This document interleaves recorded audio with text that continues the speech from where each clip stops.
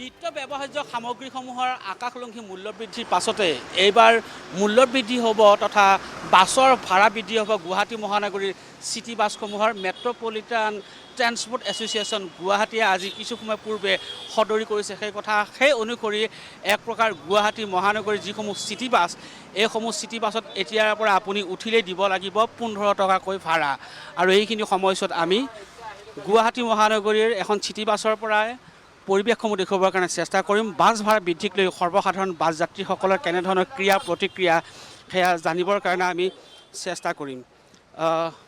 বাইদেউ অকণমান কথা পাতোঁ। চিটি বাছৰ ভাড়া বৃদ্ধি হ'ব 1 তাৰিখৰ পৰা 15 টকা হ'ব, উঠিলেই 15 টকা দিব লাগিব।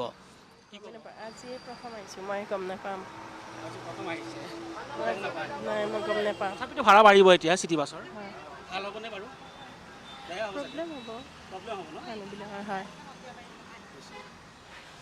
নিশ্চয়কৈ আচলতে শেহতীয়াকৈ ডিজেল পেট্ৰলৰ যি মূল্য বৃদ্ধি, যিহেতু চিটি বাছ ডিজেলৰ মাধ্যমেৰে চলে, সেয়েহে ডিজেলৰ মূল্য বৃদ্ধি হোৱাৰ পৰিপ্ৰেক্ষিতত এইদৰে চিটি বাছৰ ভাড়া বৃদ্ধিৰ কথা সদৰি কৰিছে যি পৰিবহণ ব্যৱস্থা তথা পৰিবহণ নিগম, সেই পৰিবহণ নিগম। দাদা, চিটি বাছৰ মূল্য বৃদ্ধি হ'ব, বাছ ভাড়া বৃদ্ধি হ'ব, তেলৰ দাম কমিব বুলি কৈ আছে নহয়, গতিকে এতিয়া বঢ়াব নালাগে আৰু চাই লওক কিছুদিন, গতিকে তাৰপিছত বঢ়াব আৰু।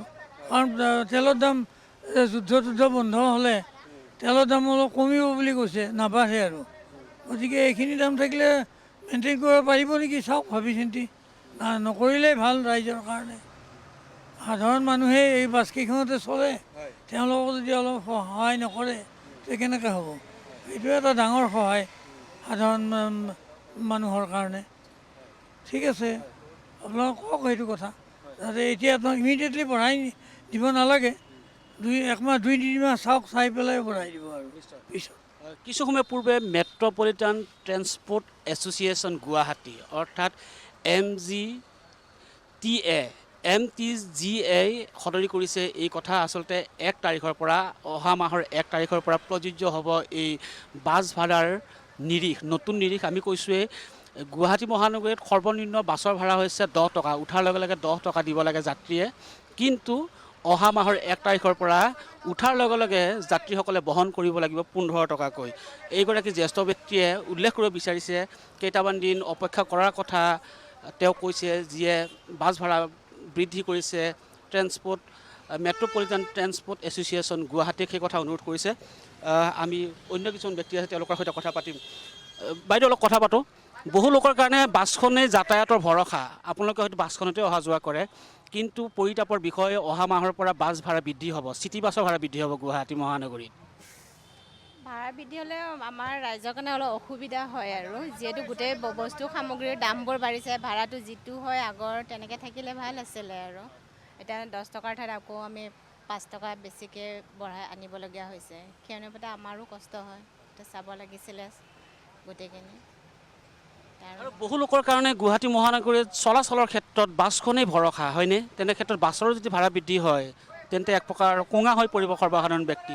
হয় হয়, সেইটো হয় বাৰু, চবৰে অসুবিধা হৈ আছে। তেতিয়াবা অলপমান চাব লাগে আৰু, যিটো বৰ্তমান হৈ আছে তেনেকৈ থাকিলে ভাল হয় আৰু, ভাড়াটো বঢ়াব নালাগিছিলে, সেইটোৱে সেইখিনি। নিশ্চয়কৈ আচলতে এই বাছ ভাড়া বৃদ্ধিক লৈ বহু লোকে আচলতে এক প্ৰকাৰ অসন্তুষ্ট ব্যক্ত কৰা পৰিলক্ষিত হৈছে, কাৰণ কিছুদিন অপেক্ষা কৰাৰ কথাও কোৱা পৰিলক্ষিত। দাদা অকণমান কথা পাতোঁ। বাছখনত হয়তো অহা যোৱা কৰে আপোনালোকে কেতিয়াবা? এইটো হ'ব নালাগে, কিন্তু কি ক'ব, এতিয়া গভৰ্ণমেণ্টে কি হেৰি কৰিছে এইটো চাব লাগে, বস্তুটো ভালদৰে চিন্তা কৰে।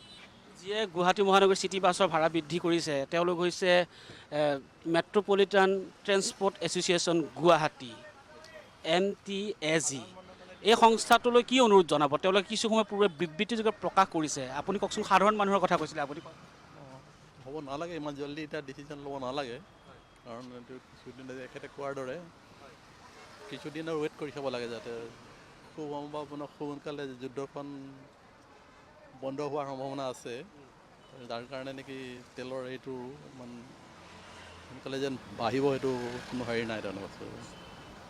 গুৱাহাটী মহানগৰী বিশেষকৈ ব্যস্ত হোৱা বেছি দেখা পোৱা গ'ল। শ্বিলঙৰ পৰা যেতিয়া অসমৰ ৰাজধানী দিছপুৰলৈ আহিল তেতিয়াৰ পৰা গুৱাহাটী মহানগৰীখনৰ ব্যস্ততা হ'ল, জনবহুল হ'ল।